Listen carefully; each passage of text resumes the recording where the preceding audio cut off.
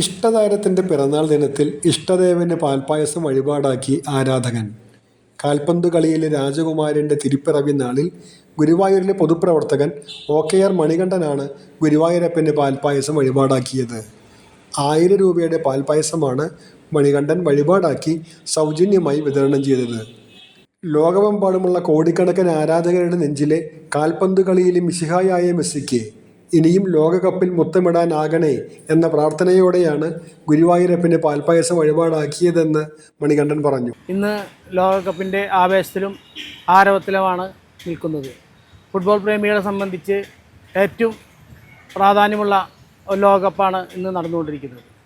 ഇതിൽ Lionel Messi എന്ന ആ ഇതിഹാസത്തെ ഏറ്റവും അധികം ഇഷ്ടപ്പെടുന്ന ഒരാളെന്ന നിലയ്ക്ക് അദ്ദേഹത്തിൻ്റെ ഈ കാലഘട്ടത്തിൽ ജീവിക്കുക എന്നുള്ളത് തന്നെ അദ്ദേഹത്തിൻ്റെ കാൽപന്ത് കളികൾ കാണുക എന്നുള്ളത് തന്നെയാണ് ഏറ്റവും വലിയ സൗഭാഗ്യമായി ഞാൻ കരുതുന്നത്.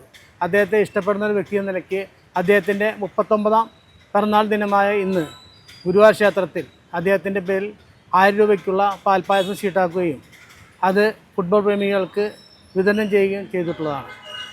എന്നെ സംബന്ധിച്ച് അദ്ദേഹത്തോടുള്ള ആരാധന എന്ന് പറയുമ്പോൾ ഏറ്റവും അധികം തന്നെ പറയാനുള്ളത് ഞാൻ ഇഷ്ടപ്പെടുന്ന ആരാധനാമൂർത്തിയുള്ള ഒരാളായ ശ്രീ ഗുരുവായൂരപ്പൻ്റെ മുന്നിലുള്ള ആ മധുരമുള്ള പാൽപ്പായസം, ആ പാൽപ്പായസം പോലെ തന്നെ അദ്ദേഹത്തിൻ്റെ തുടർന്നുള്ള വിജയങ്ങളും ആകട്ടെ എന്നുള്ള പ്രാർത്ഥനയോടാണ് അത് അത്തരത്തിലുള്ള ഒരു വഴിപാട് ഷീട്ടാക്കിയിട്ടുള്ളത്.